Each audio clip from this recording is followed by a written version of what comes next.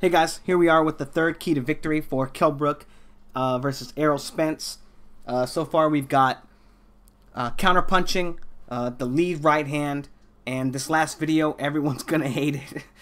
It's unfortunately it's something that's gonna be really important for Brook because in spite of the fact that Errol Spence doesn't have very many ways to set up his offense, he only really sets up his offense by establishing lead foot dominance and kind of fighting inside.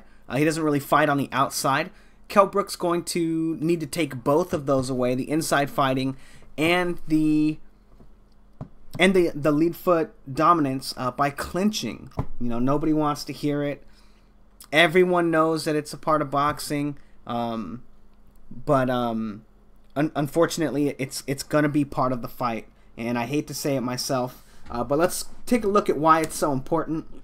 Here's Errol Spence, feint, and lands a body shot, or misses the straight left and then lands a body shot, and then again. So jab, feint, jab, you know, lands the body shot right there.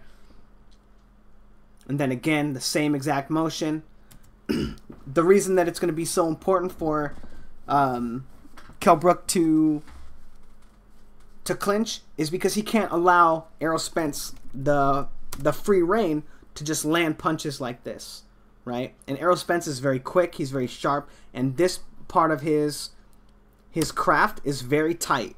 Errol Spence does that fantastically. But unfortunately for Errol Spence, he doesn't have very many other ways to set up his offense. Like I said, he's a puncher, he's not really a boxer, he doesn't fight on the outside, he doesn't use his jab to do anything. He doesn't use it to set up his straight left, except when he's establishing lead foot dominance, and in that instance he always feints with it, with his jab, to get into position to land the straight left when he's close, but he never throws it from long range. Not that I've seen, because that just means that he just doesn't have the tools to kind of set it up, you know, the boxing skill. You know, I don't want to say he doesn't have skills. That's not what I'm saying. I'm just saying that being his primary way of setting up his offense, the clinch is going to be a very important part of that for Kell Brook to neutralize his offense. So here he is, right here, off of, even though he eats this jab from Frankie Gavin, he lands his own counter shot, but then look at how he grabs his wrist and clinches with him. But also, he shifts forward, right? And he closes the distance. Let's get that real quick. So he's there, lands it, and then he closes that distance with his other foot, and he looks to grab Frankie Gavin's arm so that he can't punch him and land other shots inside. Right here, Frankie Gavin does something very similar to what Errol Spence is going to do. Uses the jab to close the distance and get on top of, get the lead foot dominance. But Kell Brook grabs him, gets his arm over him. It kind of looks like he's going for a counter, but he misses it by so much. And he winds up getting his arm on top of his back and holding him. And also, pay attention to his arm on the inside, how he's trying to cover up and stop those shots from hitting him if Frankie were to throw any punches. Again, right over Frankie, he ducks the jab, and then he gets his arm on his back and controls him and clinches with him and stops him from setting up any other offense. Here he is throwing his right hand, and then when he throws his right hand, he shifts forward, right, to break the left hand, right hand, the southpaw orthodox, the awkwardness of the clinch, so that they can have a regular, like, southpaw. Well, in this version it would be like southpaw clinch, but basically the same thing as an orthodox clinch, where their bodies are tied up and it closes that whole gap that's open. Really smart from Kell Brook. There he is, missing with his jab. Frankie gets under it, and then he controls him by getting his arm on top of him, and then also controlling his left hand. He does get a little sneaky shot on the way out, but it's going to be really important for Kell Brook to stop the very, very physical Errol Spence from landing shots on him by controlling his arm inside. again, misses a shot, misses the counter, and Gavin goes for lead foot dominance, and he gets his arm on top of him, controls him, and stops him from being able to land his offense. I do want to say that the reason that I don't necessarily have a problem with the holding and the clinching this way is because Kell Brook's not holding him and punching at the same time, right? He's only using it strictly for defense, and that means that it'll be up to the referee to say when too much holding is too much, right? When too much clinching is too much. There's going to be some leeway for sure because they're southpaw and orthodox, and it just happens a little more often. There he is again, getting his arm inside, controlling his head, and getting his arm around his body to stop him from asserting like lead foot dominance. Again, really smart right here. Leads with the right hand and then closes the distance. Even gets his forearm in there to stop him, but also closing the distance with the shift to stop to make sure that there's no gap between them, so there's nowhere for Errol would have to punch. Again, misses the second punch, right? And then gets his arm on top of him, controls his left hand so he can't punch him, and pulls him close to him. But also notice he has his head, he gets his head to his right shoulder as close as he can so that he can't be hit with headshots from the other hand. And does get him like a little sneaky punch on the way out. But let me see if I missed any other stuff. No, okay. I'll go back to that. So, there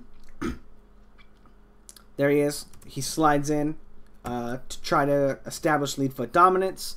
Errol Spence is the one that winds up controlling him, but because Chris Algieri gets his arm on the side of him, he's able to hold him and control him and stop him from unloading on him when he's on the ropes. Again, Errol Spence misses a huge punch because he always commits to his shots, right? And then Chris Algieri gets control of him, gets his arm around him, and then also you can see him controlling his left arm right there so that Errol Spence can't punch him. Algieri didn't do this enough in the fight. He didn't control Errol Spence nearly as much as he needed to. And here he is. He moves in, gets his arm around him. And this is really interesting because I wanted to point this out that Errol Spence doesn't fight super well going backwards, right? Usually he'll just move back and try to wait for you not to lead anymore. But if Kell Brook can be the one to lead, Errol Spence isn't even going to be able to do anything inside the clinch because his best work on the clinch is when he's leading. So yeah, the lack of a diverse offense from Errol Spence, being that this being one of the ways that he sets up his offense, and also by kind of brawling you in the clinch, and like pushing you to the ropes or doing these things. If Kell Brook can neutralize the lead foot dominance by clinching, and if he can neutralize the clinch by controlling his left arm like he's doing right there, Kell Brook is going to he's going to make Errol Spence look pretty ordinary. I'm not sure that Errol Spence has many other ways to set up his offense. Just like Kell Brook doesn't spend a lot of different ways to set up his own offense, even with his right hand. He only uses a little bit of head movement.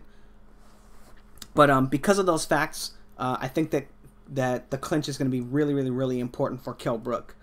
And that's what's going to make this an interesting fight. And it's the reason why it's always hard to call these kinds of fights. Because neither one of the fighters, like Kell Brook, has good control game on defense, right? But not as good on offense, right? And by offense, I mean feinting and probing and setting up his shots. His main source is the straight right hand, right? And then countering, letting your opponent lead, right? And that's because he's not as dynamic as for setting his punches up. Whereas Errol Spence is very similar in that regard, in that he only uses the feint to establish lead foot dominance, to get lead foot dominance, and then start throwing huge shots. And then in the clinch, he tries to make it kind of a rough and ugly fight and land punches on the inside.